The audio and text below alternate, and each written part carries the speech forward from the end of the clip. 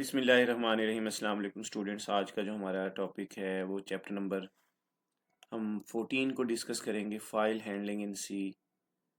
और basically file handling होती क्या है, एक प्रोसेस होता है जिसमें हम अपने डाटा को जो हम प्रोग्राम्स के अंदर राइट करते हैं, actually we are going to store that data permanently inside the RAM. अस्सलाम वालेकुम स्टूडेंट्स। आज का जो हमारा चैप्टर है वो चैप्टर नंबर 14 है, that is file handling in C. File handling एक बहुत इंपॉर्टेंट कंसेप्ट्स हैं जो आप आगे सी प्लस प्लस में पढ़ेंगे, जावा में पढ़ेंगे, पाइथन में पढ़ेंगे। इसमें होता क्या है, एक्चुअली हम अपने डाटा को परमानेंट तौर पे स्टोर करते हैं हार्ड डिस्क के अंदर। यानी अभी तक हमने जितने भी प्रोग्राम्स किए थे उसमें हमने ना, फॉर एग्ज़ाम्पल एक सी का प्रोग्राम है, उसमें हमने डाटा को, कोई भी डाटा हमने लिखा, राइट किया, और वो इनसाइड रैम ही हमारे पास प्रोग्राम वेरिएबल्स क्रिएट होते हैं और वहीं पे हम इनपुट कर रहे होते हैं और वहीं पे डाटा स्टोर हो रहा होता है। और जैसे ही हम इस प्रोग्राम को क्लोज़ करेंगे हमारा डाटा डिलीट हो जाता है। We all know that RAM is a temporary memory. लेकिन अब हम चाहते हैं कि हमारा डाटा हम कहीं ना कहीं उसको स्टोर करें, कहीं ना कहीं उसको राइट करें। तो उसके लिए हम ना एक फ़ाइल क्रिएट करते हैं, ठीक है। और फाइल हम कहाँ पे क्रिएट करेंगे, ये हम क्रिएट करेंगे हार्ड डिस्क के अंदर, इनसाइड द हार्ड डिस्क। तो ये बेसिकली कंसेप्ट है फाइल हैंडलिंग का, कि हमारा डाटा, हमने जो प्रोग्राम में हम डाटा को राइट करते हैं, स्टूडेंट्स के नेम हैं, उनके मार्क्स हैं, कोई भी हमारा इंपॉर्टेंट डाटा है, हम उसको फ्यूचर में यूज़ करना चाहते हैं, हम परसिस्ट करना चाहते हैं, डाटा को परमानेंटली तौर पे स्टोर करना चाहते हैं, तो हम फाइल्स को यूज़ करते हैं। तो ये बेसिकली कंसेप्ट है। टू स्टोर डाटा परमानेंटली हम लिख सकते हैं कि फाइल हैंडलिंग का मतलब है टू स्टोर डाटा परमानेंटली। हम इसमें डाटा को स्टोर करते हैं परमानेंटली तौर पे हार्ड डिस्क के अंदर। और ये बहुत इम्पोर्टेंट, हमारे पास ये चीज़ें हैं, आपने अच्छे तरीके से करनी है। ये एग्ज़ाम के पॉइंट ऑफ व्यू से इम्पोर्टेंट क्वेश्चंस हैं जो मैंने यहाँ पे साथ साथ लिखे हैं। तो आप इन क्वेश्चंस को प्रैक्टिस करो, इसका प्रैक्टिकल भी हम करेंगे इसी वीडियो में, कि डाटा कैसे स्टोर होता है, कैरेक्टर्स कैसे स्टोर होते हैं, कैसे राइट होते हैं, कैसे रीड होते हैं। इसी तरह हम स्ट्रिंग कैसे राइट करेंगे, कैसे हम रीड करेंगे। अच्छा, उसके अलावा हम मुख्तलिफ़ किस्म के जो फार्मेटेड इनपुट होते हैं, टेक्स्ट और स्ट्रिंग के अलावा, उसको भी कैसे हम इनपुट कर सकते हैं, कैसे हम उसको आउटपुट करेंगे, ये सारा हमने देखना होता है। तो बेसिकली आपको पता होना चाहिए कि फ़ाइल है क्या। आप सब लोगों को पता है कि फ़ाइल क्या होती है। एक कलेक्शन ऑफ रिकॉर्ड्स होते हैं और इसमें डाटा हमारे पास जो है ना परमानेंटली तौर पे स्टोर होता है। ये रिकॉर्ड्स होते हैं और इसमें डाटा परमानेंट स्टोर होता है। और ये फ़ाइल कहाँ पे होती है, ये फ़ाइल कहाँ पे होती है, that is in inside the hard disk. ये हार्ड डिस्क के अंदर हम फाइल्स को क्या करते हैं, क्रिएट करते हैं। और जितने भी हमारे प्रोग्राम्स होते हैं, वेरिएबल्स होते हैं, वो हमारे पास कहाँ पे होते हैं, वो हमारे पास क्या है, रैम में होते हैं। लोकल वेरिएबल्स हैं, ग्लोबल वेरिएबल्स हैं। हमारे सी का प्रोग्राम है, जैसे ही हम उसको रन करते हैं, एग्जीक्यूट करते हैं, तो इनसाइड द रैम ही चल रहा होता है प्रोग्राम हमारा। बेशक हमने हार्ड डिस्क के अंदर स्टोर किया हुआ है सी का प्रोग्राम एक दफ़ा बना के, लेकिन वो एक सोर्स फाइल है। और लेकिन जो प्रोग्राम फाइल है, एक्चुअली हमारे पास जो डाटा होता है वो होता है जो डाटा हम लिखते हैं, हम इनपुट कर रहे होते हैं। हम लूप के थ्रू 50 स्टूडेंट्स का रिकॉर्ड है, हमने इनपुट किया। अब हम चाहते हैं कि वो रिकॉर्ड जो है ना वेस्ट ना हो और उसको परमानेंटली तौर पे स्टोर करना चाहते हैं, तो हम फाइल बनाएंगे, फाइल हैंडलिंग का कंसेप्ट यूज़ करते हैं। होपफुली स्टूडेंट्स आपको ये चीज़ क्लियर होगी। अच्छा, नेक्स्ट अगर हम मूव करें कि writing data to a file का क्या मतलब होता है। राइटिंग का मतलब ये होता है सिंपल, अगर हमारे पास क्या है, हम सी प्रोग्राम से, ये हमारे पास फॉर एग्जांपल आपने एक सी का प्रोग्राम लिखा, वहाँ से डाटा को आप भेज रहे हो, सेंड कर रहे हो किसकी तरफ, फाइल की तरफ, ठीक है ना। सी प्रोग्राम से, यानी आपके पास क्या है, डाटा हमारा कहाँ जा रहा है, वो फाइल की तरफ जा रहा है। That is mean data is written to a file. इसको हम राइट बोलते हैं। क्या बोलते हैं, राइट। राइट का मतलब होता है कि सी प्रोग्राम से डाटा हमारे पास फाइल में ट्रांसफ़र हो रहा है और उसको हम क्या बोलेंगे, राइटिंग टू अ फाइल बोलेंगे। अच्छा, सिंपल कंसेप्ट है कि अगर रीडिंग फ्रॉम अ फाइल का क्या मतलब है, जब हमने once we have written the data to the file, then in future we want to read data from the file, हमें ज़रूरत पड़ती है कि हम उस फाइल से डाटा को क्या करें, रीड करें। तो फिर हम क्या करते हैं, हम डाटा को रीड करते हैं। रीड का मतलब होता है कि दोबारा फाइल से डाटा को लेके आना, यानी हार्ड डिस्क से लेके आना रैम में। तो ये हमारे पास कंसेप्ट कौन सा होता है, that is the read concept, जिसको हम बोलते हैं रीडिंग फ्रॉम अ फाइल। तो ये दो बेसिक कंसेप्ट आपको पता होने चाहिए कि राइटिंग टू अ फाइल क्या होता है, ये डेफिनेशन मैंने यहाँ लिखी हुई है। Writing data to a file means saving information permanently in a file using a program। यानी आप इस प्रोग्राम के थ्रू डाटा को, इंफॉर्मेशन को परमानेंटली तौर पे हार्ड डिस्क में सेव कर रहे हो, उसको राइटिंग बोलते हैं। और reading data from file means getting back the stored information from a file into a program. जो आपकी इंफॉर्मेशन स्टोर्ड है ऑलरेडी, उससे आप डाटा को रीड कर रहे हो और प्रोग्राम की तरफ लेके आ रहे हो, that is reading from a file. Hopefully students आपको ये कंसेप्ट समझ आ गया होगा कि एक फ़ाइल क्या होती है, फाइल हैंडलिंग क्या है, राइटिंग टू अ फाइल का क्या मतलब होता है, रीडिंग फ्रॉम अ फाइल का क्या मतलब होता है, और फाइल हम कहाँ पे क्रिएट करते हैं, और फाइल होती कहाँ पे, हमारा प्रोग्राम जो है ना कहाँ पे रन होता है, वेरिएबल्स कहाँ क्रिएट होते हैं। हमारा सी का प्रोग्राम जो है ना, उसमें जो डाटा होता है एक्चुअली वो टेम्परेरी होता है और फाइल में डाटा परमानेंट होता है। तो हमें ज़रूरत पड़ती है, बहुत जगहों पे हमें ज़रूरत पड़ती है कि हम अपना डाटा सेव करें, और उसके लिए हम फाइल हैंडलिंग का कंसेप्ट यूज़ करते हैं। तो बच्चों, ऐसा ऐसा हम आगे ज़रा मूव करते हैं, छोटे छोटे टॉपिक्स हैं, इनको ये एज अ शॉर्ट क्वेश्चन करने हैं आपने एग्जाम के पॉइंट ऑफ व्यू से। स्ट्रीम क्या होती है, what is a stream, stream क्या होती है।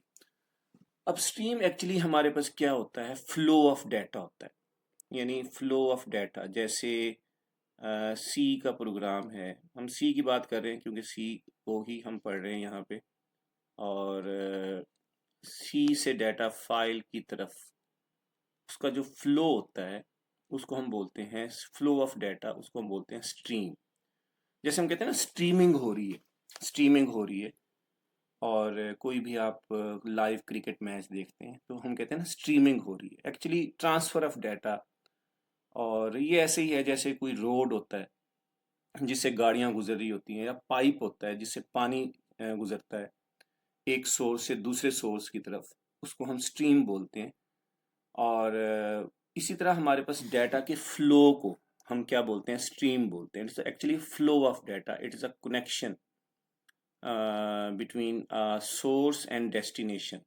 अगर आप, या ये सोर्स है, अगर आप सी प्रोग्राम से डाटा को फाइल की तरफ भेज रहे हो, इस टाइम पे सोर्स आपका सी प्रोग्राम है और डेस्टिनेशन क्या है, आपकी फाइल है।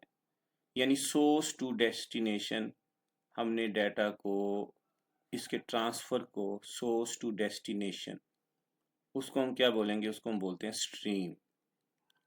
पहले केस में क्या है, जब हमारे पास इनिशियली हमारे पास फाइल हमने क्रिएट की, हमने डाटा को राइट किया। अब इसका मतलब है सोर्स क्या है, सोर्स हमारे पास सी प्रोग्राम है, डेस्टिनेशन हमारे पास फाइल है। जब डाटा हमने राइट कर लिया, हमने 2 दिन के बाद, 3 दिन के बाद, जब भी हमें डाटा की ज़रूरत होगी, अब हम दोबारा फाइल से डाटा को सी प्रोग्राम की तरफ लेके आएंगे, डाटा को रीड करेंगे। अब इसका मतलब है सोर्स ये है और डेस्टिनेशन ये है। तो यहाँ पे लिखा हुआ है stream is like a road और pipe through which data moves between a program and a file. यानी एक रोड है, एक पाइप है, एक लॉजिकल कनेक्शन है जिसके थ्रू जो डाटा है मूव करता है, ट्रांसफ़र करता है सी प्रोग्राम से फाइल की तरफ और फाइल से सी प्रोग्राम की तरफ। ये बेसिक बहुत सिंपल डेफिनेशन है जो मैंने आपसे डिस्कस की। अच्छा जी, उसके बाद बच्चों अगर हम मूव करें, एक और हमारे पास कंसेप्ट है टाइप्स ऑफ स्ट्रीम्स। अब तो there are basically two types of streams. Types में ना दो स्ट्रीम्स की टाइप्स होती हैं। एक हमारे पास क्या होता है, टेक्स्ट स्ट्रीम होती है, और एक होती है बाइनरी स्ट्रीम। अच्छा, टेक्स्ट स्ट्रीम में हमारे पास कौन सी होती है, ऐसी स्ट्रीम होती है जिसमें हम लेटर्स को ट्रांसफ़र करते हैं, राइट करते हैं, या फाइल से रीड करते हैं, या नंबर्स होते हैं, या कुछ सिंबल्स वगैरह हो सकते हैं, अल्फा न्यूमेरिक डाटा हो सकता है, that we can easily write and read. ठीक है ना। यानी जो ह्यूमन रीडेबल जो डाटा होता है, जो हम लोग अंडरस्टैंड करते हैं, इसमें हमारे पास क्या है, हमारे पास जो फाइल की टाइप्स होती हैं वो टीएक्सटी फाइल है, ठीक है जी, और उसके बाद हमारे पास .doc है, ठीक है, इट्सेट्रा, और इसमें हमारे पास .xls है, इट्सेट्रा। तो ये हमारे पास जो फाइल्स हैं और जिनमें हम डाटा, ह्यूमन रीडेबल डाटा होता है, हमारे करेक्टर्स हो सकते हैं, हमारा नेम हो सकता है, हमारे घर का एड्रेस हो सकता है, कुछ सिंबल हो सकता है। तो अब जब ये इस तरह का डाटा ट्रांसफर होगा, स्ट्रीम होगा, तो उसको हम टेक्स्ट स्ट्रीम बोलते हैं।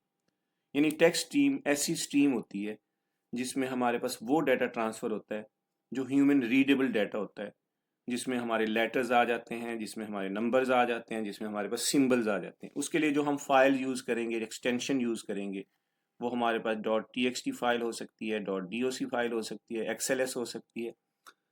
और इन फाइल्स में हम डाटा को क्या करते हैं, राइट भी करते हैं और यहाँ से डाटा रीड भी करते हैं। तो इस चैप्टर में हम टेक्स्ट स्ट्रीम के बारे में पढ़ेंगे, और कैसे उसमें डाटा राइट करते हैं, कैसे वहाँ से डाटा रीड करते हैं, और डाटा करेक्टर भी हो सकता है, स्ट्रिंग भी हो सकता है, मुख्तलिफ इनपुट हो सकते हैं। वो पूरी डिटेल से हम आगे इस लेक्चर में कंटिन्यू करेंगे इस चीज़ को। अच्छा बच्चों, उसके बाद एक और हमारे पास स्ट्रीम होती है जिसको हम बोलते हैं बाइनरी स्ट्रीम। अच्छा, बाइनरी स्ट्रीम में जो डाटा होता है stores as a zeros and ones, computer language, images हैं, ऑडियोज हैं, वीडियोज हैं, जो हम इमेजेस वगैरह ट्रांसफ़र करते हैं, ऑडियो वगैरह ट्रांसफ़र करेंगे, राइट करेंगे या रीड करेंगे, ठीक है ना। तो इस तरह की जो फाइल्स होती हैं, इस तरह का जो डाटा होता है, आपको पता है ना, डाटा की डिफरेंट टाइप्स होती हैं। डाटा कोई लेटर भी हो सकता है, कोई नंबर भी हो सकता है, करेक्टर भी हो सकता है, इमेजेस हो सकती हैं, ऑडियोज हो सकती हैं, वीडियोस हो सकती हैं। जो इमेज, ऑडियो और वीडियो के लिए जो हम स्ट्रीम यूज़ करते हैं, उनको हम बाइनरी स्ट्रीम बोलते हैं। उनको हम इन टेक्स्ट में नहीं स्टोर कर सकते, और उसके लिए डिफरेंट फाइल्स होती हैं जिसमें हम डाटा को क्या करते हैं, स्टोर करते हैं, राइट करते हैं और रीड करते हैं। और इसमें डाटा की ट्रांसलेशन की ज़रूरत नहीं होती, और ये ह्यूमन रीडेबल नहीं होता, ये कंप्यूटर लैंग्वेज में होता है। हमारे लिए अंडरस्टैंड करना इसके लिए बहुत मुश्किल है हमारे लिए। हम जो स्ट्रीम को अंडरस्टैंड करते हैं वो टेक्स्ट स्ट्रीम होती है, जो ह्यूमन रीडेबल डाटा होता है। तो ये आपको स्ट्रीम के बारे में पता लग गया होगा। तो ज़रा वाइंड अप करता हूँ। एक दो लाइन में इसको समराइज करता हूँ। स्ट्रीम का मतलब होता है actually flow of data from C program to file and from file to C program. It's like a pipe, एक पाइप होता है जिससे जो है ना, पाइप जैसे पानी ट्रांसफ़र होता है एक जगह से दूसरी जगह। और इसी तरह हमारे पास जो है ना, हमारे पास जो प्रोग्राम में जो डाटा हम राइट करते हैं उसके फ़्लो को हम स्ट्रीम बोलते हैं। अगर हम लेटर्स, नंबर्स और सिंबल्स को ट्रांसफ़र करते हैं और इसमें करेक्टर ट्रांसलेशन होती है, रिक्वायर्ड होती है टेक्स्ट स्ट्रीम में, और इसको हम टेक्स्ट स्ट्रीम बोलेंगे। अगर हम इमेजेस वगैरह, ऑडियोज़ वगैरह, वीडियोज़ वगैरह जो ज़ीरोज़ एंड वंस की फॉर्म में होती हैं, ट्रांसफ़र होती हैं, और ये ज़्यादा फास्ट होती है, तो इस तरह की स्ट्रीम को हम बाइनरी स्ट्रीम बोलते हैं। होपफुली आप स्टूडेंट्स, आपको ये सिंपल सा कंसेप्ट समझ आ गया होगा कि स्ट्रीम क्या होती है। चलिए हम नेक्स्ट मूव करते हैं नेक्स्ट टॉपिक की तरफ, दैट इज EOF। EOF क्या है? End of marker, end of file हमारे पास क्या होती है, बिगनिंग ऑफ फाइल क्या होती है, एंड ऑफ फाइल क्या होती है, इसको जरा डिस्कस करते हैं। अच्छा, इसमें हमारे पास क्या है, EOF मार्कर। EOF का मतलब होता है end of file, means this is the end of the file. It tells the computer, ये कंप्यूटर को क्या बताता है, no more data is left to read। यानी आपके पास क्या है, फॉर एग्जांपल आपके पास एक डाटा मौजूद है, ठीक है, और ये फॉर एग्जांपल हमारे पास एक स्टोरेज है, इसमें हमारे पास डाटा है, यहाँ पे H लिखा हुआ है, और यहाँ पे E लिखा हुआ है, यहाँ पे L लिखा हुआ है, यहाँ पे L लिखा हुआ है, और यहाँ पे हमारे पास O लिखा हुआ है। और उसके बाद हमारे पास क्या है, यहाँ पे एक हमने ना \n लगाया है, इसका मतलब है न्यू लाइन। और मैं यहाँ लिखता हूँ स्टूडेंट्स, मैं लिखा जी यहाँ पे स्टूडेंट, S और T है, U है, D है, E है, N है और T है और S है और आखिर में हमारे पास क्या है, EOF होता है। EOF का मतलब होता है कि ये कंप्यूटर को ये बताता है कि ये फाइल यहाँ पे क्या हो गई है, क्लोज हो चुकी है, यानी इसके आगे कोई और डाटा नहीं है। EOF मार्कर मतलब ये इंडिकेशन होती है कि आपके पास क्या है, file is ended, no more data to read, कोई डाटा इसके आगे नहीं है। ये समझो इंडिकेशन को हम शो करते हैं और इसको हम बोलते हैं EOF। When a program reaches EOF it stops reading the data, क्योंकि उसके आगे डाटा होता ही नहीं। तो ये जरा समझिएगा, जैसे हमारे पास स्ट्रिंग है, अब स्ट्रिंग को आपको पता है, हम एक स्ट्रिंग आगे हम पढ़ेंगे, स्ट्रिंग में यही है। फॉर एग्जांपल हमने लिखा एक स्ट्रिंग हमने लिया, एक नेम, और नेम में मैं यहाँ पे उसका अरे ले लेता हूँ 10, और मैंने यहाँ पे लिखा नेम जी, फॉर एग्जांपल अली। अच्छा जी, अब ये छोटा सा एक नेम है, 3 लेटर्स के ऊपर है। जब ये इनसाइड हार्ड डिस्क स्टोर होता है तो यहाँ पे आपके पास क्या है, सबसे पहले ए आएगा और उसके बाद एल आएगा, फिर हमारे पास आई आएगा। अच्छा, उसके बाद यहाँ पे ना हमारे पास ज़ीरो आता है। ये इंडिकेशन ये होती है कि ये स्ट्रिंग यहाँ पे ख़त्म हो गई, ये स्ट्रिंग यहाँ पे एंड हो गई है। ये एक बिट की स्पेस ये भी लेता है, इसको हम बोलते हैं नल करेक्टर। तो ये नल करेक्टर है। अच्छा, इसी तरह हमारे पास क्या है, जब भी फाइल हमारे पास एंड होगी तो उसमें आपके पास क्या है, EOF एक आपके पास इंडिकेशन होती है, एक मार्कर होता है जो ये शो करता है कि no more data is present inside the file. ठीक है, होपफुली आपको ये बच्चे कंसेप्ट समझ आ गया होगा EOF का क्या मतलब होता है कि ये हम क्यों लगाते हैं और ये क्या इंडिकेट करता है। अच्छा, उसके बाद हमारे पास एंड ऑफ लाइन है बच्चों, यहाँ पे मैंने एंड ऑफ लाइन लिखा, जैसे हेलो _n, ये सबको पता होगा। EOL का मीन है end of one line in a file. It tells the computer this line is finish, go to the next line. इसका मतलब है आप कंप्यूटर ने इस H को पहले राइट किया, फिर E को राइट किया, फिर L को, फिर L को, फिर O को। इसका मतलब है अब ये लाइन यहाँ पे ख़त्म हो चुकी है। कंप्यूटर के लिए इंडिकेशन है अब नेक्स्ट लाइन से आपने करेक्टर को राइट करना है या रीड करना है। यानी एक वन लाइन को एंड करने के लिए \n हम यूज़ करते हैं, और ये न्यू लाइन करेक्टर के लिए हम \n यूज़ करते हैं। When you press enter while typing, this is EOL। जब आप टाइपिंग कर रहे हैं MS वर्ड के ऊपर, आप जब एक लाइन आपने लिखी, आपने एंटर प्रेस किया, दैट इज EOL, वो एंड ऑफ लाइन है। तो यहाँ पे भी ऐसे इसको हम \n से हम क्या करते हैं, रिप्रेजेंट करते हैं।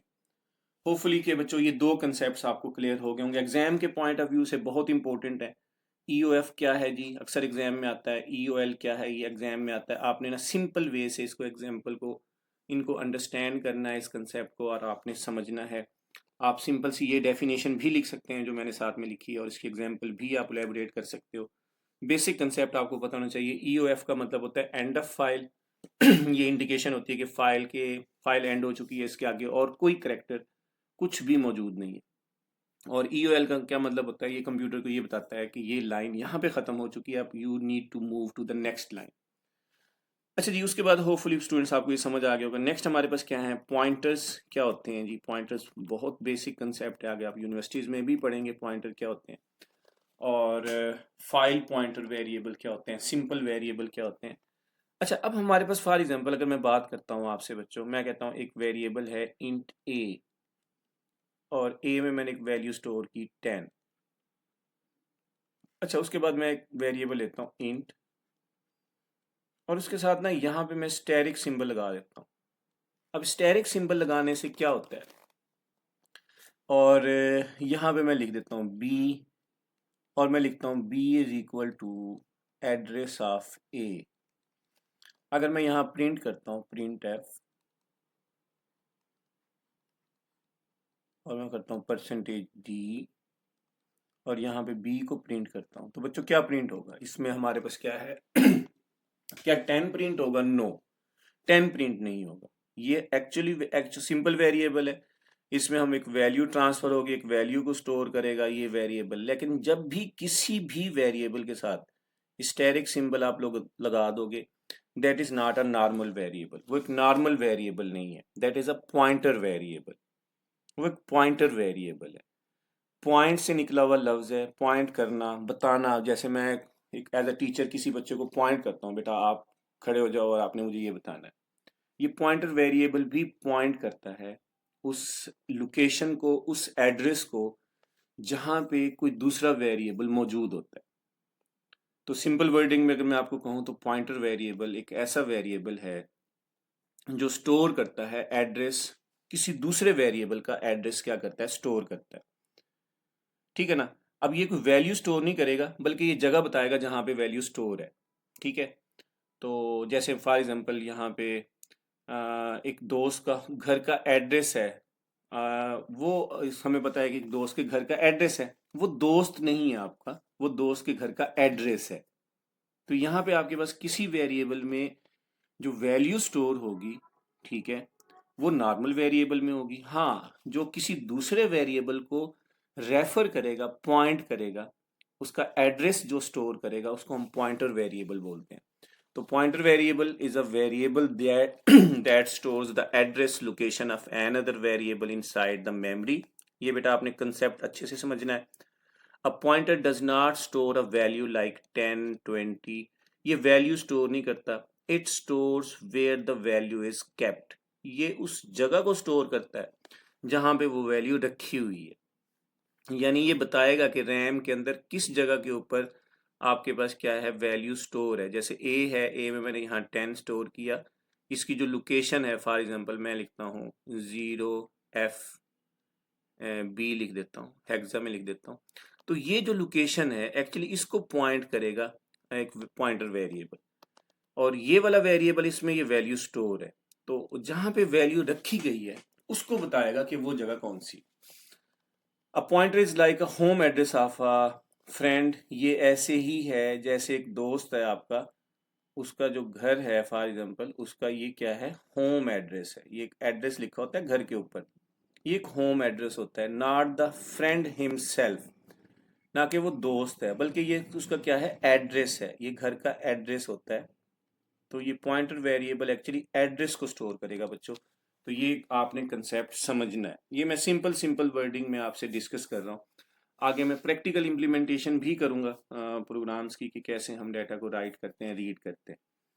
अच्छा, अब आगे हम मूव करते हैं बच्चों। आगे हम अगर मूव करें तो हमारे पास एक कंसेप्ट है file handling, file pointer variable. अब जाहिर सी बात है, अगर आपके पास क्या है, एक वेरिएबल है, और अगर मैं यहाँ पे लिख दूँ फाइल, ये एक डेटा टाइप है, आपने केयरफुल होना है, इसको कैपिटल लेटर में लिखना है बच्चों, फाइल। और मैं यहाँ लिख देता हूँ स्टैरिक, ठीक है। और मैं यहाँ लिख देता हूँ उसका नेम फाइल पॉइंटर, ठीक है ना, फाइल पॉइंटर। अब ये एक वेरिएबल है, ठीक है, और ये क्या इंडिकेट कर रहा है कि ये एक पॉइंटर वेरिएबल है, और ये क्या इंडिकेट कर रहा है कि ये डेटा टाइप है फाइल की।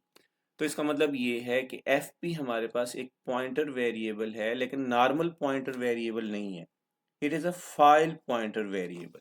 एक फाइल पॉइंटर वेरिएबल है, यानी इसमें फाइल का एड्रेस स्टोर होगा कि वो फाइल हार्ड डिस्क में कौन सी लोकेशन के ऊपर पड़ी हुई है, उसका एड्रेस आपका फाइल पॉइंटर वेरिएबल में होगा। अब वो एड्रेस होगा तो हम डाटा को राइट करेंगे उस फाइल में, वो एड्रेस होगा तो हम फाइल से डाटा को क्या करेंगे, रीड करेंगे। अब मेन कंसेप्ट आपने समझना है कि जब भी हमने फाइल में डाटा को राइट करना है या रीड करना है, जब फाइल को क्रिएट करेंगे तो उसके लिए हम एक फाइल पॉइंटर वेरिएबल की जरूरत पड़ेगी, जिसमें उस फाइल का एड्रेस होगा, जिसकी तरफ डाटा राइट भी होगा और वहां से डाटा रीड भी होगा। आगे हम इस कंसेप्ट को मजीद इलेबोरेट करते हैं। यहाँ पे जरा डेफिनेशन आप सिंपल वर्डिंग में आपने ये डेफिनेशन लिखनी है। File pointer variable is a pointer that points to a file, जो किसी फाइल की तरफ पॉइंट करेगा, and helps a program read and write data in that file. ठीक है बच्चों। तो ये कंसेप्ट समझ आनी चाहिए कि एक फाइल की तरफ पॉइंट कर रहा है और हमें हमें हेल्प करता है एक प्रोग्राम को, जिससे हम डाटा फाइल की तरफ राइट भी कर सकते हैं और रीड भी कर सकते हैं। देखो मेरी बात सुनो, आपने फॉर एग्जांपल एक कोई फ्रेंड है, आपको इनवाइट करता है अपने घर आने को, और एक और दोस्त है, आपको उसके घर का एड्रेस का नहीं पता, लेकिन एक और दोस्त है, उसको उसके घर के एड्रेस का पता है। तो वो जो जिसको उसके घर का एड्रेस का पता है, उसके ज़रिए ही आप उसके घर पहुंच सकते हो, और जो भी आपने एक्टिविटी करनी है आप एक्टिविटी परफॉर्म कर सकते हो। यहाँ पे भी ऐसे है कि फाइल पॉइंटर वेरिएबल में फाइल का एड्रेस होता है, जहाँ पे हार्ड डिस्क में फाइल पड़ी हुई है, और जिससे डाटा को राइट करते हैं हम, जिसके ज़रिए डाटा को रीड करते हैं। अच्छा जी, होपफुली स्टूडेंट्स आपको ये समझ आ गया होगा कि फाइल पॉइंटर वेरिएबल का बेसिक पर्पस क्या है और ये क्यों ज़रूरी है। ये आपको कंसेप्ट क्लियर होना चाहिए। अच्छा जी, उसके बाद अगर हम नेक्स्ट मूव करें बच्चों, उसके बाद अगर हम नेक्स्ट मूव करें, वो है जी एफ ओपन फंक्शन क्या होता है। और ये छोटे छोटे कंसेप्ट हैं, ये अभी मैं आपसे डिस्कस कर रहा हूँ, फिर ये सारे कंसेप्ट जब आपको क्लियर हो जाएंगे फिर हम आगे प्रोग्रामिंग की तरफ मूव करेंगे। अच्छा, एफ ओपन फंक्शन एक ऐसा फंक्शन होता है, किसी भी फाइल को क्रिएट करने के लिए, उसको ओपन करने के लिए हम यूज करते हैं। सिंपल वन लाइनर आपको डेफिनेशन ये बता रहा हूँ। File pointer F open function is use to open और क्रिएट अ फाइल। ठीक है ना। और किसी भी फाइल को क्रिएट करना है, ज़ाहिर बात है, और क्रिएट करेंगे तो उस डाटा को राइट करेंगे और डाटा को रीड करेंगे फाइल से, अदरवाइज हम कुछ नहीं कर सकते। तो आपके पास एफ ओपन का फंक्शन हम लाजमी लाजमी लाजमी लिखते हैं। तो अच्छा, उसके लिए हमारे पास क्या होगा, ये एफ ओपन हमने लिखना है, ये एक बिल्ट इन फंक्शन है। अच्छा, इसके अंदर हमारे पास क्या है, दो पैरामीटर्स होंगे, देयर आर टू पैरामीटर्स। यहाँ पे समझो दो पैरामीटर्स हैं और दो आर्गुमेंट्स हैं, और ये पहला आर्गुमेंट है, आर्गुमेंट आर्गुमेंट 1, और ये आर्गुमेंट 2 है। अच्छा, इसमें क्या क्या चीजें आएंगी, इसमें हमारे पास आएगा फाइल का एड्रेस, पाथ, फाइल का नेम। फॉर एग्जांपल मैं डी ड्राइव में लिखता हूँ फाइल का नेम डाटा, कोई भी आप फाइल का रेलिवेंट नेम लिख सकते हैं, और टी एक्स टी यहाँ लिख सकता हूँ, डॉक्यूमेंट्स की फाइल में लिख सकता हूँ, एक्सेल की फाइल लिख सकता हूँ, मुख्तलिफ फाइल हो सकती है, CSV की फाइल हो, कोई भी फाइल हो सकती है। और यहाँ पे हमारे पास क्या होगा, यहाँ पे इस फाइल का जो मोड क्या होगा, यानी ये बताएगा इसमें डाटा आपने राइट करना है, इसमें डाटा आपने रीड करना है, अपेंड करना है, क्या करना है, ये आगे हम डिस्कस करते हैं। यही टॉपिक आगे हम डिस्कस करेंगे। इसमें फिर W+ मोड भी होता है, इसमें हमारे पास जो है बच्चों R+ मोड भी होगा और A+ मोड भी होगा। तो ये छह हमारे पास क्या है, डिफरेंट फाइल ओपनिंग मोड्स मौजूद हैं। तो ये हम कहाँ लिखेंगे, एफ ओपन के फंक्शन में। एक्चुअली एफ ओपन का फंक्शन फाइल को ओपन करने के लिए, फाइल को क्रिएट करने के लिए यूज करते हैं। इट टेक्स टू आर्गुमेंट्स, इसमें दो आर्गुमेंट्स होते हैं।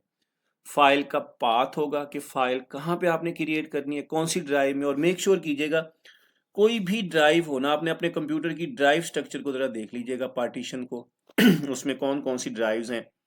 अगर आप यहाँ पे डी ड्राइव नहीं और यहाँ डी ड्राइव लिखेंगे, फिर आपका डाटा फाइल क्रिएट नहीं होगी। तो आपने एक दफ़ा मेक श्योर कीजिएगा, अपने कंप्यूटर में जाके चेक कर लें कि आपकी पार्टीशन के अंदर कौन कौन सी आपके पास पार्टीशंस मौजूद हैं। और उसके बाद आपके पास क्या है, फाइल का आपने नेम लिखना है और उसकी एक्सटेंशन लिखनी है, और उसके बाद जो दूसरा आर्गुमेंट है वो फाइल ओपनिंग मोड है। ये हम बोलते हैं ओपनिंग मोड, फाइल मोड। हमारे पास मोड क्या है वो हम यहाँ पे लिखेंगे। तो होपफुली स्टूडेंट्स आपको ये समझ आ गया होगा कि क्या फाइल एफ ओपन का फंक्शन क्या होता है और हम इसको क्यों यूज करते हैं। इसकी डेफिनेशन यहाँ लिखी हुई है, F open function, F open is a function in C language that is used to open a file so that a program can read data from it or write data to it। ठीक है ना, ये simple C definition है। It connects your program with a file. अब आपकी जो steam connect होती है, एसोसिएशन होती है स्टीम की, वो इसी फंक्शन के थ्रू होती है। यानी हमारे प्रोग्राम की जो कनेक्टिविटी होगी फाइल के साथ, या फाइल की कनेक्टिविटी होगी हमारे प्रोग्राम के साथ, वो इसी फंक्शन के थ्रू होगी। तो ये फंक्शन बहुत ज़्यादा इंपॉर्टेंट है, यानी हमारे प्रोग्राम को कनेक्ट करेगा फाइल के साथ। अच्छा, इसमें वही वाली बात कि एफ ओपन का फंक्शन होगा, यहाँ पे उसका ये सिंटैक्स आप लिख सकते हैं, उसका फाइल का नेम होगा, मोड होगा, और यहाँ पे देखें एफ ओपन का फंक्शन है और data dot T X T file है और आर हमारे पास मोड है। और इसी किसी भी फाइल को जो आप ओपन करते हो उसको क्लोज करना भी ज़रूरी होता है। मतलब ऑप्शनल होता है, लेकिन अच्छी प्रैक्टिस यही है कि आप उसको एफ क्लोज के ज़रिए क्लोज भी करो। तो एफ ओपन के ज़रिए फाइल को ओपन किया जाता है, फिर आखिर में हम बिल्कुल एंड के ऊपर हम इसको एफ क्लोज कर देते हैं, क्लोज कर देते हैं उस फाइल को, ताकि सक्सेसफुली डाटा राइट भी हो जाए और रीड भी हो जाए। तो ये आपके पास बेसिक कंसेप्ट है एफ क्लोज के फंक्शन का। यानी एफ क्लोज का फंक्शन लिखना अच्छी प्रैक्टिस है, और जो फाइल पॉइंटर वेरिएबल आपका होगा वो आपने एज अ यहाँ पे पास करना है। तो जिस फाइल को आप ओपन कर रहे हो उसको आप क्लोज भी करोगे यूजिंग एफ क्लोज फंक्शन, ताकि डाटा सक्सेसफुली राइट या रीड हो सके। मैंडेटरी नहीं है, ऑप्शनल है, प्रोग्रामर्स की तरफ से रिकमेंडेड है। अच्छी प्रैक्टिस है, अच्छी प्रोग्रामिंग प्रैक्टिस है कि आप एफ क्लोज का फंक्शन यूज करो जब आपने एक फाइल को एफ ओपन के जरिए ओपन किया है। होपफुली स्टूडेंट्स आपको ये आइडिया हो गया होगा कि ये मैं क्या डिस्कस कर रहा हूँ आपसे। अच्छा जी, उसके बाद फाइल ओपनिंग मोड्स, ये नीचे ही टॉपिक है, जो मैंने यहाँ पे एलेबोरेशन की है इसको मजीद एक्सप्लेन कर लेते हैं।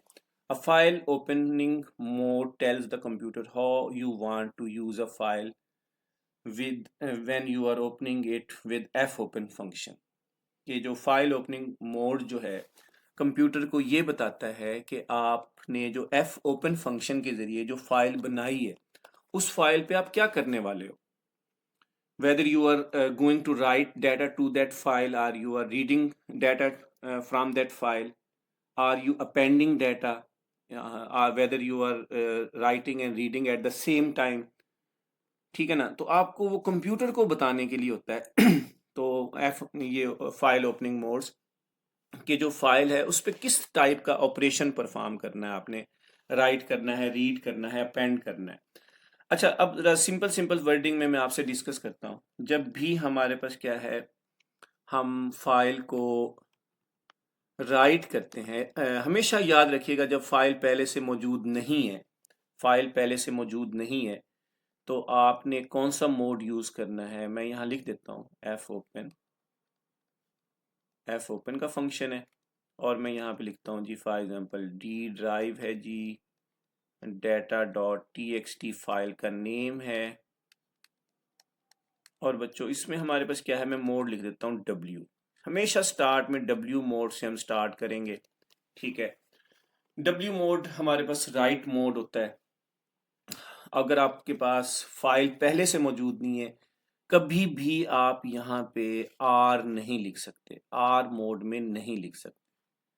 आर मोड में तब करेंगे जब आपके पास फाइल पहले से मौजूद होगी। तो पहले पहले फाइल को क्रिएट किया जाता है, राइट किया जाता है डाटा को, रीड बाद में होता है।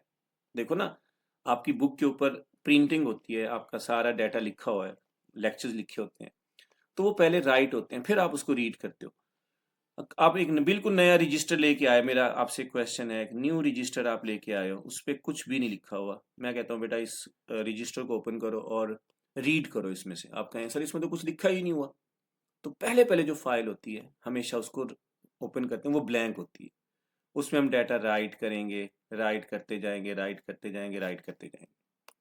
ठीक हो गया।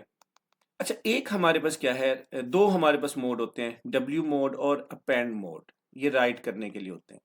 और इसमें फ़र्क क्या है, इसमें सिंपल सा फ़र्क है, मैं भी आपसे शेयर करता हूँ।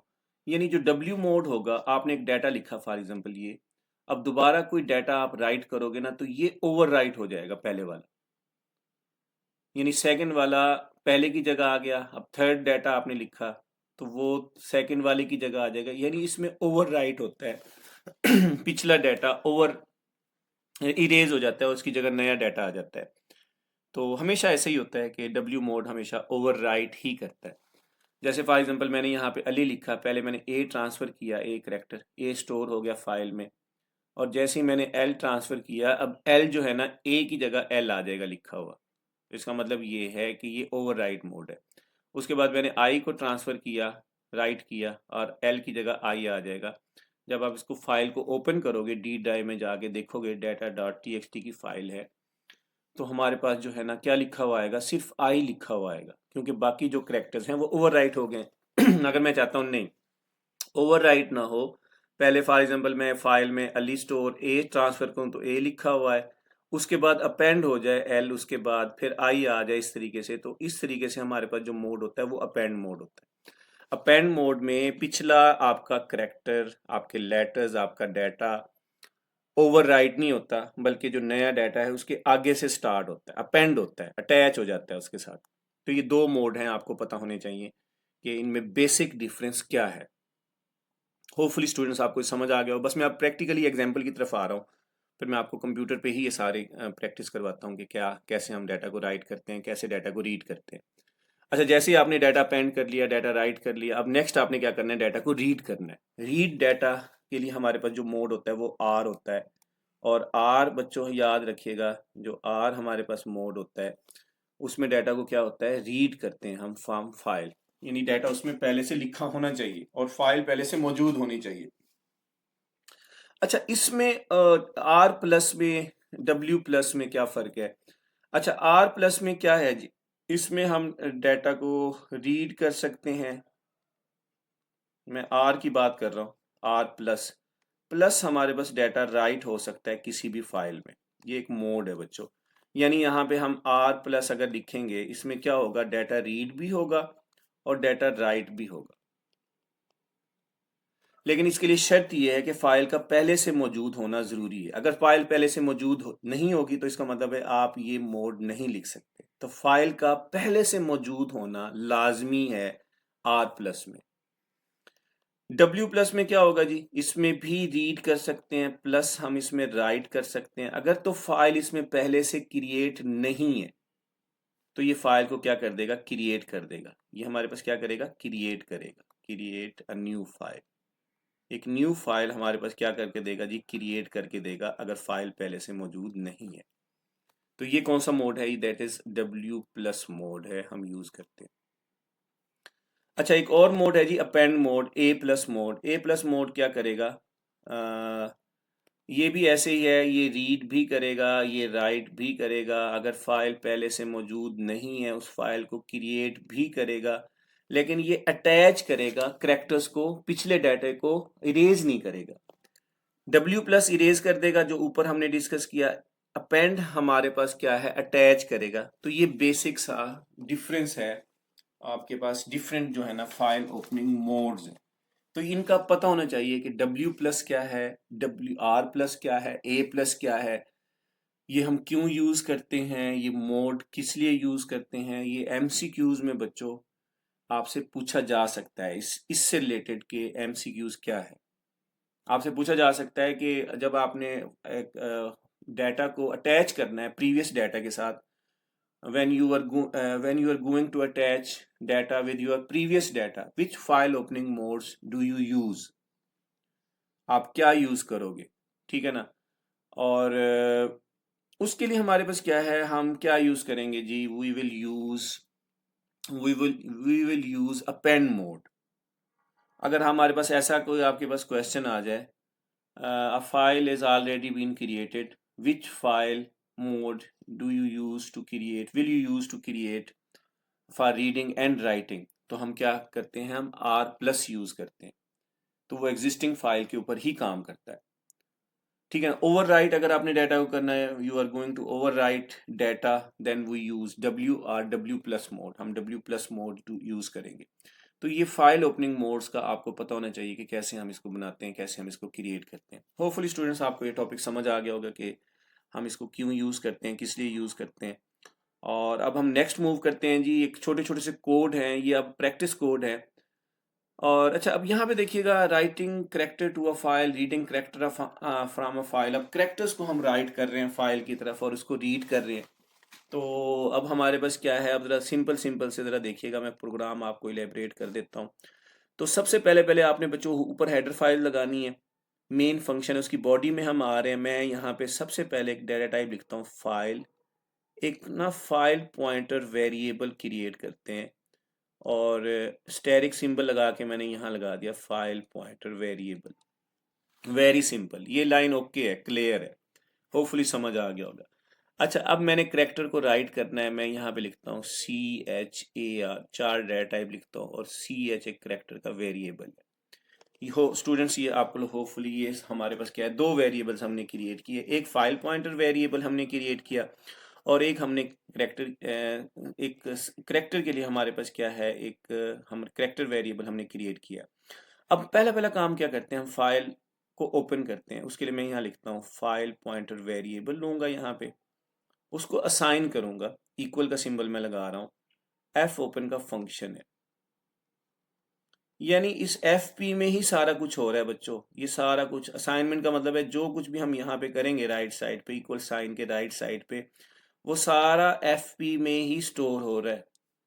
इसके लिए हमारे पास क्या है, दो मोड हैं। अब मैं कहता हूँ जी डी ड्राइव के अंदर मैं स्टोर करता हूँ एक data dot T X T की फाइल है, और उसके बाद मैं क्या करता हूँ, यहाँ पे एक मोड में लिख देता हूँ W। स्टूडेंट्स, ये लाइन क्रिएट हो गई, ये आपकी तीसरी लाइन है। होपफुली कि आपको लाइन नंबर 1, लाइन नंबर 2 और लाइन नंबर 3 क्लियर हो गई। अच्छा, उसके बाद मैं यहाँ पे एक यूजर को प्रॉम्प्ट जनरेट करता हूँ, मैसेज देता हूँ प्रिंट एफ। मैं लिखता हूँ जी enter first letter of your name, ठीक है ना, एंटर फर्स्ट करेक्टर लिख देता हूँ। ठीक है जी, फर्स्ट करेक्टर मैंने लिखा, यहाँ \n लगाया न्यू लाइन के लिए, और मैं यहाँ पे जो है ना एक गेट करेक्टर का फंक्शन यूज करता हूँ, जो यूजर से करेक्टर इनपुट के लिए हम यूज करते हैं।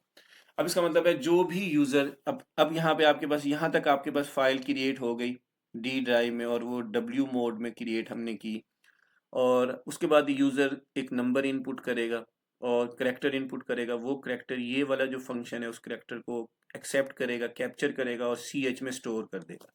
अच्छा, अब यहाँ पे हम यूज करते हैं करेक्टर राइट के लिए। एक्चुअली बच्चों, हम एक एक करेक्टर को राइट कर रहे हैं और उसको फिर रीड करेंगे, फिर स्ट्रिंग को राइट करेंगे, फिर स्ट्रिंग को रीड करेंगे, फिर फॉर्मेटेड इनपुट आउटपुट की तरफ जाएंगे। उसके लिए हम एक फंक्शन यूज करते हैं पुट सी का फंक्शन। पुट सी का फंक्शन एक बिल्ट इन फंक्शन है, और इस ये क्या करेगा, ये जो हमारे पास मैंने करेक्टर लिखा CH, जो भी ये डाटा होगा इसमें, वो फाइल में जाके स्टोर कर देगा। फाइल पॉइंटर वेरिएबल, एक्चुअली इसमें फाइल मौजूद है, इसका एड्रेस मौजूद है, यानी इस वेरिएबल में जाके जो है ना ये डाटा एक्चुअली फाइल में जाके क्या हो जाएगा, राइट हो जाएगा। और उसके बाद ये जो है ना पुट सी का फंक्शन, जो करेक्टर यूजर ने इनपुट किया उसको कहाँ ट्रांसफर कर देगा, फाइल में राइट कर देगा। और उसके बाद हम क्या करते हैं, एफ क्लोज का फंक्शन यूज करते हैं, और इसी फाइल को हम क्या कर देते हैं, क्लोज कर देते हैं यूजिंग फाइल पॉइंटर वेरिएबल। तो बच्चों, ये सिंपल सा कोड है, और इस कोड को अब आपने अंडरस्टैंड करना है। मैं प्रैक्टिकली आपको इसको करके दिखाऊंगा कि प्रैक्टिकली हम कैसे इसको परफॉर्म करते हैं। रीड भी करके दिखाऊंगा आपको, राइट भी करके दिखाऊंगा, और फिर इसकी लेक्चर की अंडरस्टैंडिंग आपने साथ साथ करनी है। और कमेंट्स में मुझे लाजमी बच्चों शेयर किया करो। मैं यहाँ पे ओपन कर लेता हूँ कंपाइलर, हमारे पास कौन सा है जी, मैं यहाँ कर लेता हूँ डेवलपर C++ है मेरे पास। और यहाँ पे बच्चों आप लोग ज़रा देखें, अब मैं इसको सबसे पहले तो मैंने हेडर फाइल लगाई है #include।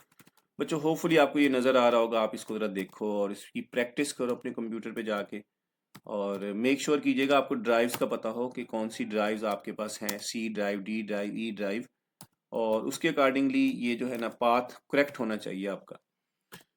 अच्छा जी, उसके बाद जी अब सबसे पहले पहले वाली बात, वही वाली बात कि मैंने एक वेरिएबल लिया फाइल पॉइंटर वेरिएबल, और मैं यहाँ लिखता हूँ जी FP, उसका नेम है।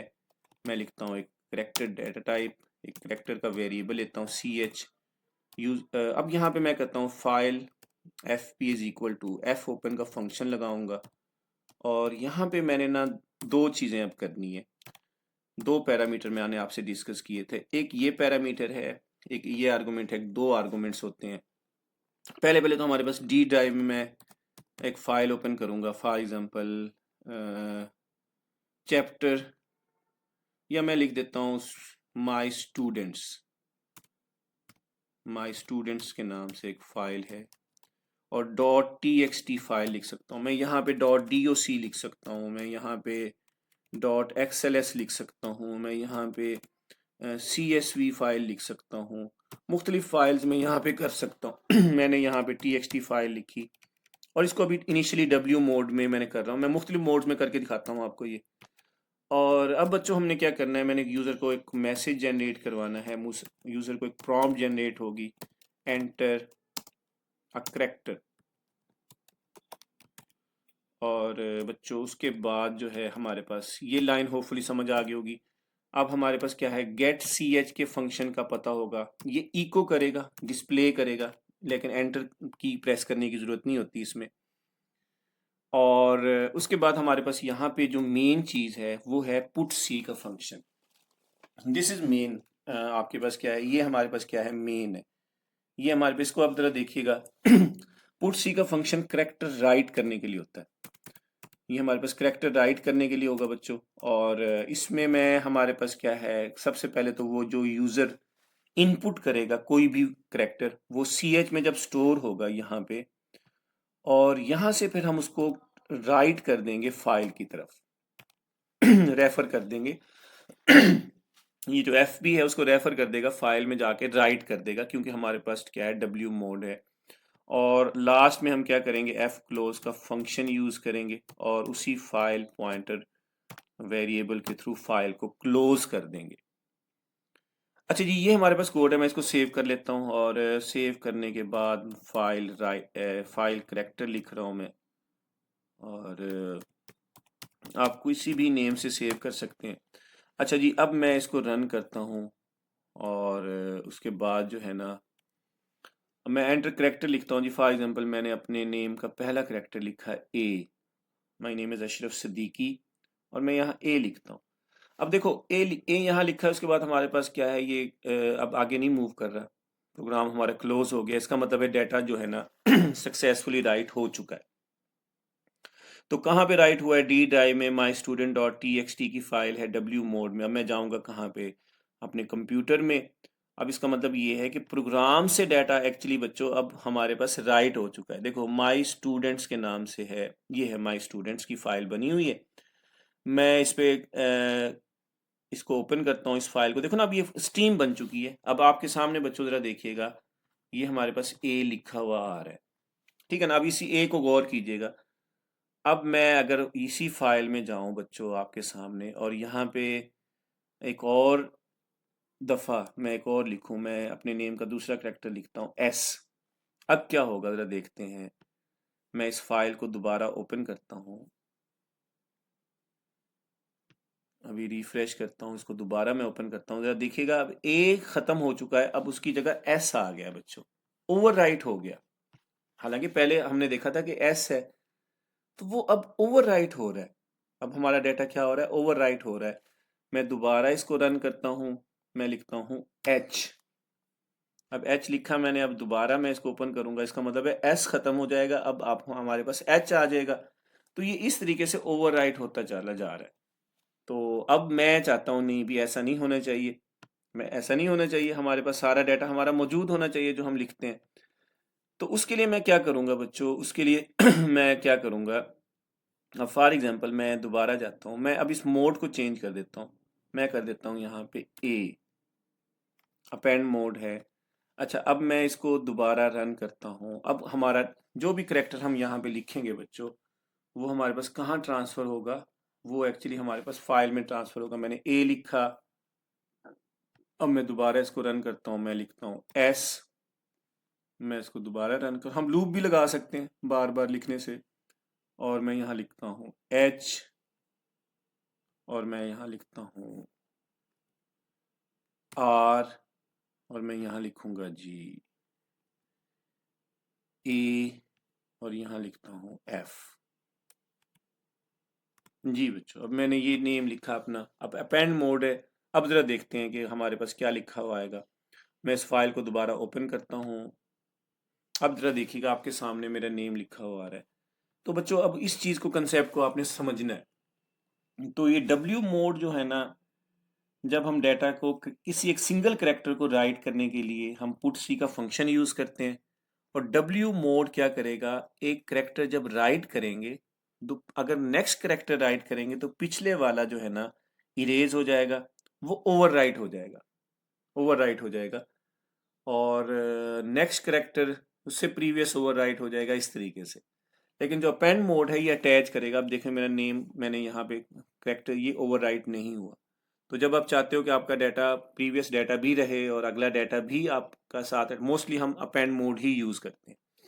तो होपफुली स्टूडेंट्स ये आपको प्रोग्राम सिंपल है, वेरी सिंपल कंसेप्ट है, आपको ये समझ आ गया होगा। और अब आगे थोड़ा सा हम मूव करते हैं, इसी डाटा को हमने रीड कैसे करना है, इसी डाटा को हमने रीड कैसे करना है वो ज़रा देख लेते हैं। फॉर एग्जांपल यहाँ पे हमारे पास एक फ़ाइल है, माय स्टूडेंट्स के नाम से एक फ़ाइल है, यहाँ पे हमारे पास डाटा मौजूद है। और इसको फॉर एग्जांपल अगर हम देखें, फॉर एग्जांपल मैं यहाँ लिखता हूँ ए, हम कुछ कुछ भी यहाँ लिख सकते हैं। और अब हमारे पास क्या है, मैं यहाँ पे ए लिखता हूँ और उसको सेव कर लेता हूँ। और यहाँ पे अब हम क्या करेंगे जी, सिंपल हमने पहला पहला काम क्या करना है, यहाँ पे रीड मोड करना है आर। ये लाइन हम ख़त्म कर देंगे क्योंकि अब हम इनपुट नहीं कर रहे, यूज़र से नहीं ले रहे, फाइल से डाटा ले रहे हैं। फाइल से डाटा अब प्रोग्राम की तरफ आएगा, फाइल से प्रोग्राम की तरफ आएगा। मैं इसको, एक मिनट बच्चों, इस कंसेप्ट को, इसी को अगर हम देखें तो इसको आप स्क्रीनशॉट ले लो इस कोड को, ताकि ये आगे हम यूज़ करेंगे इसको, इसी कोड को। मैं इसको इरेज कर रहा हूँ और यहाँ से बच्चों हमें इनपुट रिक्वायर्ड नहीं है, इनपुट यूज़र से रिक्वायर्ड नहीं है। यूज़र ने एक दफ़ा डाटा राइट कर दिया, ए, कैपिटल ए। हम अपने क्या करना है, उसको रीड करना है। अच्छा, रीड करने के लिए अब हमारे पास जो फंक्शन होता है बच्चों, वो हमारे पास होगा, अब हम यहाँ यूज़ करेंगे सी एच, एक वेरिएबल में वो डाटा लेंगे। गेट सी का फंक्शन है, गेट सी का फंक्शन जो भी फाइल में जो भी डाटा पहले से राइट हो चुका है उसको रीड करेगा। यानी जो मैंने डाटा राइट किया है उसको रीड करेगा गेट सी का फंक्शन। और फाइल से डाटा को रीड करना काम इस फंक्शन का है। और उसके बाद असाइन कर देगा किसमें, वो डाटा चला जाएगा सी एच में। और मैं इसी सी एच वेरिएबल में जो डाटा फाइल से आएगा वो एक्चुअली सी एच वेरिएबल में स्टोर होगा। मैं इसको प्रिंट कर देता हूँ, print F data red from file. मैं %c लगाऊंगा जी यहाँ पे, और आपके सामने है बच्चों, मैं सी एच लिखता हूँ यहाँ पे, और आखिर में ये इस तरीके स्टेटमेंट टर्मिनेटर लगा दूंगा। अब इसमें ज़रा देखिएगा बेटा, मैं इसको रन करता हूँ, ज़रा देखो आपके सामने है बिल्कुल ऐसे ये आउटपुट आ गया, डाटा रीड फ्रॉम फाइल ए। यानी ए जो है ना, फाइल से डाटा अब प्रोग्राम की तरफ आया है। इसको बोलते हैं रीडिंग, जो हमने शुरू में पढ़ा था कि रीड करना क्या होता है, राइट करना क्या होता है। ये करेक्टर रीड किया हमने फाइल से, पिछले कोड में हमने करेक्टर को क्या किया था, राइट किया था। तो होपफुली स्टूडेंट्स आपको ये कंसेप्ट समझ आ गया होगा कि किस तरीके से हम ये डाटा को रीड करते हैं और राइट करते हैं। अब आपके सामने मैं फाइल भी दिखा देता हूँ। फाइल में हमारे पास सिर्फ ए लिखा है, और हमारे पास क्या है, मैं इसको ओपन करता हूँ, यहाँ पे देखें ना सिर्फ ए लिखा है, उसने उसको क्या कर लिया, रीड कर लिया। तो इस तरीके से हमारे पास क्या है, डाटा को रीड एंड राइट किया जा सकता है। आगे मजीद हम स्ट्रिंग में कैसे वर्क करेंगे, उसकी वर्किंग कैसे होगी, वो मजीद हम डिस्कस करेंगे। और लेक्चर का टाइम, मैं लेक्चर को वाइंड अप करता हूँ बच्चों यहाँ पे, क्योंकि लेक्चर की वीडियो की लेंथ बहुत ज़्यादा बढ़ चुकी है। तो नेक्स्ट लेक्चर में मैं स्ट्रिंग राइट और स्ट्रिंग रीड को हम डिस्कस करेंगे, और इसको आप प्रैक्टिस करो और इसकी वर्किंग करो, और कमेंट्स में लेक्चर का फीडबैक लाजमी दीजिएगा। और अपनी कोई भी वीडियो आपने बनानी है किसी टॉपिक से रिलेटेड हो, ICS सेकंड ईयर सी लैंग्वेज की, डेटाबेस की, आप मुझे शेयर करें। और अपने एग्ज़ाम्स की तैयारी करें, उसके लिए मैंने एक वीडियो सीरीज़ बनाई हुई, ताकि आपके एग्ज़ाम बहुत अच्छे से हों, और उसके ऊपर आप वर्किंग करो, उसके ऊपर फोकस करो। आगे मैंने स्पेशली हर चैप्टर के इम्पोर्टेंट क्वेश्चंस, MCQs, और उनकी भी वीडियोस बनानी है। तो कनेक्टेड रहिएगा अपने फ्रेंड्स के साथ, अपने क्लास फेलोज़ के साथ, सबके साथ शेयर करें जो आपको जानने वाले हैं। अपने स्टेटस पे लगाएं, अपने सोशल मीडिया अकाउंट्स पे लगाएं इस वीडियो का link. Much thankful to you, take care of yourself, अल्लाह हाफिज़।